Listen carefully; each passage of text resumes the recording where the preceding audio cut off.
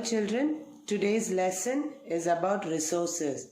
So before we start about resource, what is this value? Value means worth. We all know the meaning for value means worth.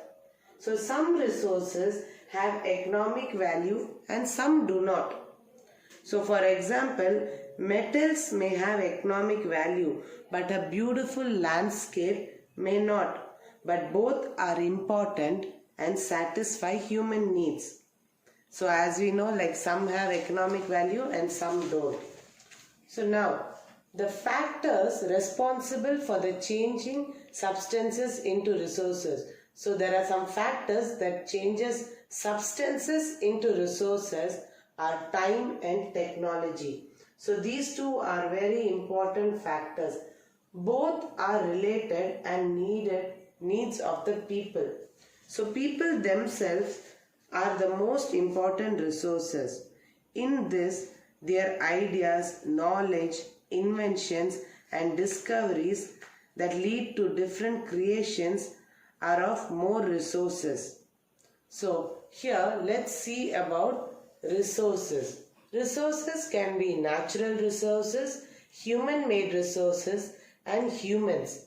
So first coming to natural resources. So natural resources are divided into renewable and non-renewable. Renewable. So split this word, renew. So something can be made new again. So renewable means something can be made new again. So sources like wind and solar. So wind and solar is something that is not going to be exhausted. It is not going to get over. So non-renewable means some resources that once we use it, we can't get that again. So wind is something like, okay, today evening there was good wind, so you get that wind energy and solar energy. The same can be the next day. But non-renewable resources are like coal and natural gas. Natural gas in the sense like petroleum. So the more of petroleum taken out from the earth, it is not that it will get renewed again. Now imagine you use petrol from a car. After you finish driving it, can you get back that petrol? You can't. So it is not renewable.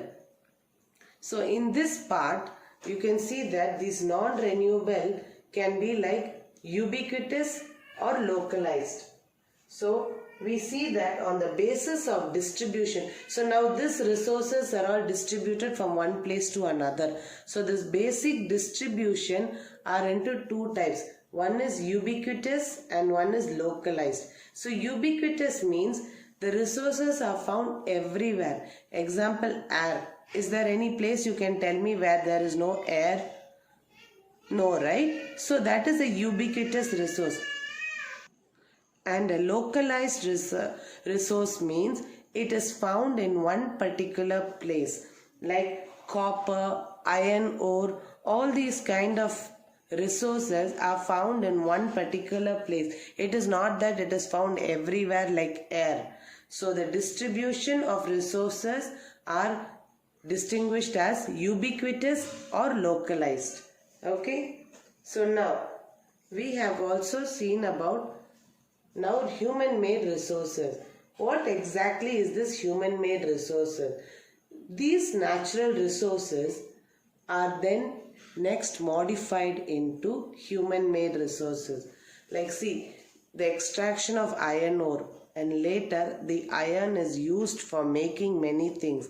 Like human-made resources are vehicles, roads, buildings and even technology. Now how do you think this road, buildings and all are constructed?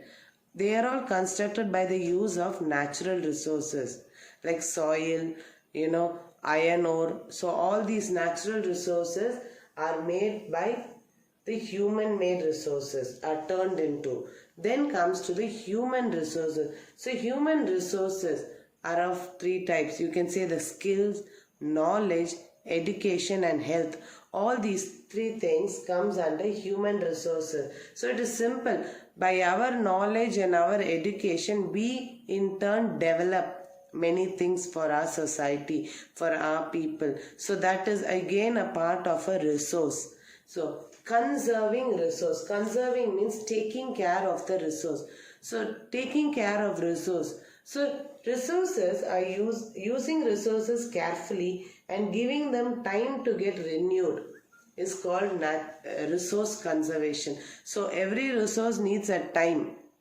It is simple that even if in a farm they will drain water from the well, they'll take the whole water and again the water will refill back by the flow of the underground earth water. So then we are giving it time to get renewed. So if you're giving time for a resource to get renewed, that is called as resource conservation. And the next is balancing the need to use the resource and conserve them for the future is called sustainable resource. It is the use, like if you use water in your house. Imagine you are using it, you're not wasting water by your tank, you're not filling your tank and letting it overflow or letting a tap open. So, and you are only filling what you need.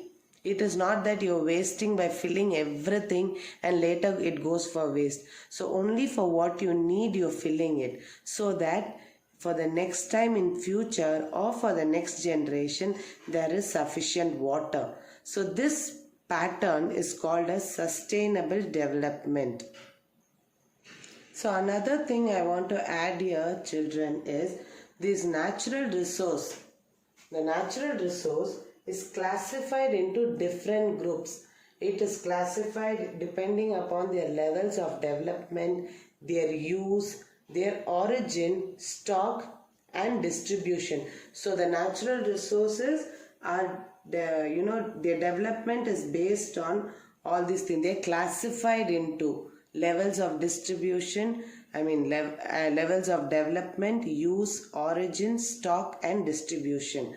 So next, another thing about these natural resources are, they are classified into two groups. One is actual and potential. So this classified group is about their development. So as we said that natural resources are classified depending upon various groups. That is levels of development, use, origin, stock and distribution. And next, basis on their development, they are classified into actual and potential. So actual resources are resources whose quantity is known. So when you take a resource, you might know the quantity. Like say about each place, this place is rich in deposit of coal.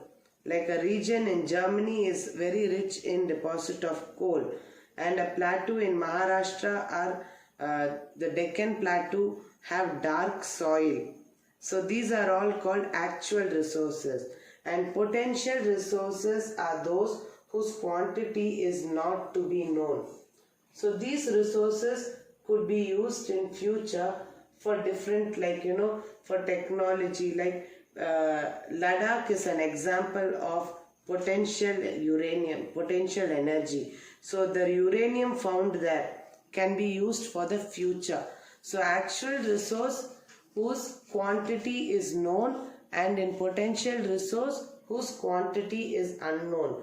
So I hope children you have understood today's resources lesson. Thank you.